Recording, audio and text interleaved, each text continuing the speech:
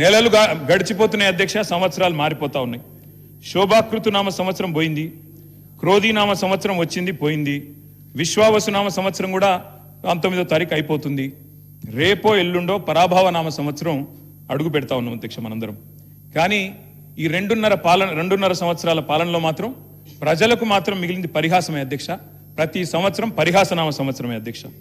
ఉగాదులు వస్తున్నాయి పోతున్నాయి, కానీ ఊరించి ఓట్లు వేయించుకున్న గ్యారంటీలు మాత్రం ఇంటికి రావడం లేదు అధ్యక్ష.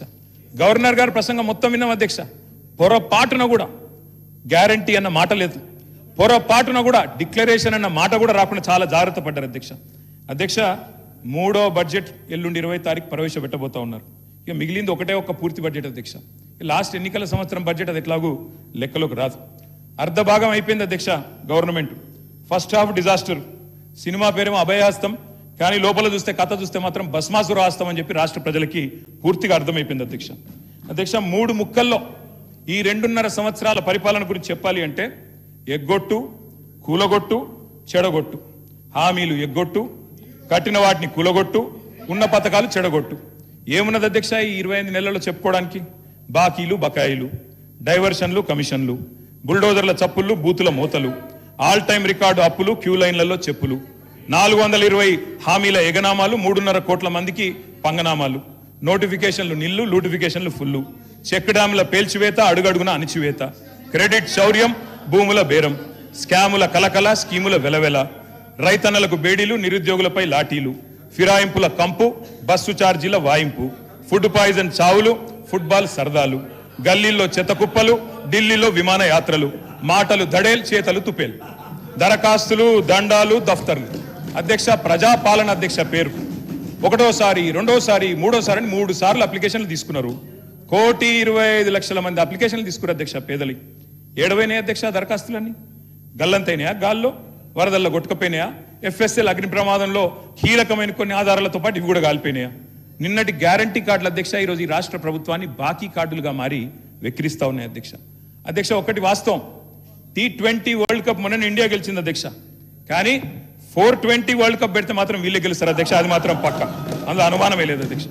మీ మేనిఫెస్టో మీరే చదువుకోండి ఒకసారి, చదువుకొని చెప్పండి ఎన్ని పూర్తి చేశారు, ఎన్ని పూర్తి చేసినారు, ఎన్నిటికి బొందబెట్టినారు, ఎన్నిటిని మంగళం పాడినారు ఒకసారి చెప్పండి. ఈ మధ్యన ముఖ్యమంత్రి గారు మాట్లాడుతూ ఒకటి చాటు చెప్పారు అధ్యక్ష, నేను కర్ణుడు లాంటి వాడిని అని చెప్పాడు అధ్యక్ష. కరెక్ట్ అధ్యక్ష, ముఖ్యమంత్రి గారు నిజంగానే కర్ణుడు లాంటి వాడు. ఎన్నికలకు ముందేమో దాన వీర శూర కర్ణ, ఎవరు ఏది అడిగినా ఓకే, ఇది అంతే ఇదంతే, మీకు ఇంతిస్తా అంతిస్తా. ఇప్పుడు ఎన్నికలు అయిపోయినాక మాత్రం ఓట్లు పడ్డాక అధ్యక్ష కుంభకర్ణ, పత్తాలేడు అధ్యక్ష. ఎన్నికలకు ముందు దానకర్ణ, ఇప్పుడు మాత్రం కుంభకర్ణ అయిపోయింది అధ్యక్ష. అధ్యక్ష అందరికీ అన్నీ చెప్పారు అధ్యక్ష. నిజంగా చెప్తా ఉన్న అధ్యక్ష, భారతదేశ ఎన్నికల చరిత్రలో కాదు అధ్యక్ష, ప్రపంచ ఎలక్షన్ హిస్టరీలోనే ఇంత పెద్ద మోసం అధ్యక్ష, 420 హామీలు ఇచ్చి మోసం చేసిన మేనిఫెస్టో ఎక్కడా లేదు అనేది వాస్తవం అధ్యక్ష. అధ్యక్ష ఒక మేనిఫెస్టో కాదు అధ్యక్ష, డిక్లరేషన్లు, వరంగల్ డిక్లరేషన్లు, కామారెడ్డి డిక్లరేషన్లు, చేవెళ్ల డిక్లరేషన్లు, ఢిల్లీ నుంచి విమానాలు వేసుకొని వచ్చి ప్రమాణాలు చేసిపోయింది అధ్యక్ష. గల్లీలో గ్యారంటీ కార్డులు పంచిన ఢిల్లీ బ్యాచ్ పత్తలేదు అధ్యక్ష.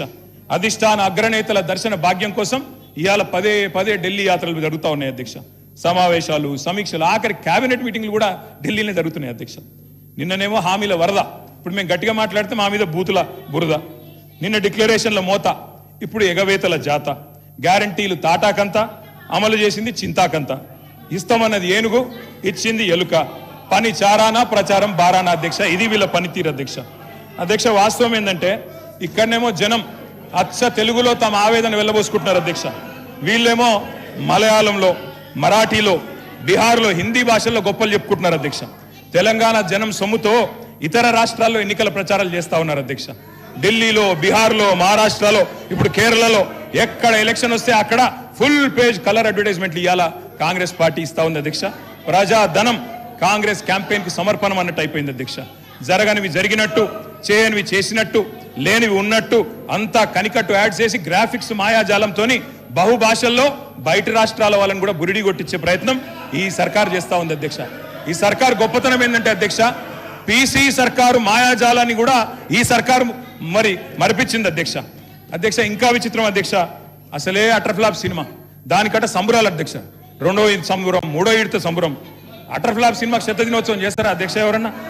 అధ్యక్ష తెలంగాణ అవతరించాక అధ్యక్ష స్వయం పాలన చేసుకున్నాం.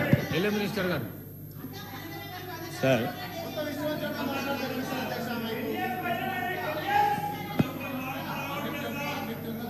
సార్ కేటీఆర్ గారు గవర్నర్ గారి ప్రసంగంపై మోషన్ ఆఫ్ థ్యాంక్స్లో అంతా కూడా పూర్తి స్థాయిలో చదువుకొని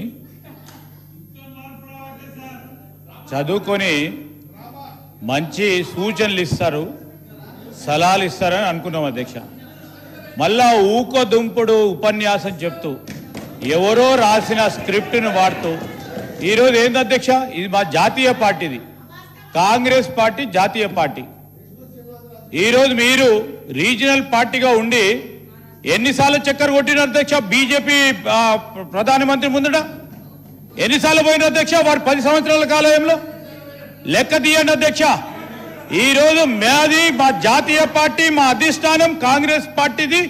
ఢిల్లీ నుంచి రాజకీయం ఉంటుంది, ఢిల్లీకి ఎన్ని మార్లైనా వెళ్తాం.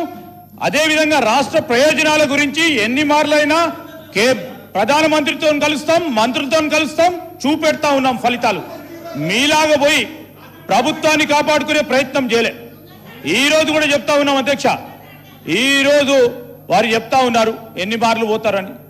ఎవరు రాష్ట్ర ప్రయోజనాల గురించి పోద్దా అధ్యక్ష? రాష్ట్ర ప్రయోజనాల గురించి పోద్దంటారా చెప్పండి అధ్యక్ష. ఇక్కడే ఉండమంటారా అధ్యక్ష? జిద్దు రాజకీయం చేయమంటారా అధ్యక్ష? ఈ రోజు మేము తల ఒగ్గైనా రాష్ట్ర ప్రజలకు సంబంధించిన అభివృద్ధి సంక్షేమం విషయంలో ఢిల్లీకి వెళ్తాం, తప్పకుండా నిధులు తీసుకొచ్చే ప్రయత్నం చేస్తాం.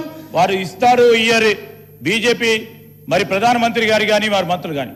మా ప్రధానమైన ఉద్దేశం, లక్ష్యం, మా ఆలోచన తెలంగాణ రాష్ట్ర ప్రజలకు సంబంధించిన సంక్షేమం విషయంలో తల ఒగ్గైనా నిధులు తీసుకొచ్చే ప్రయత్నం చేస్తాం తెలంగాణ రాష్ట్ర సంక్షేమాన్ని గురించి.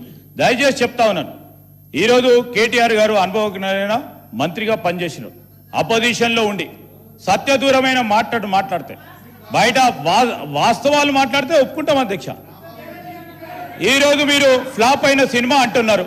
ఫ్లాప్ అయింది 2023లో, ఫ్లాప్ అయింది మీరు.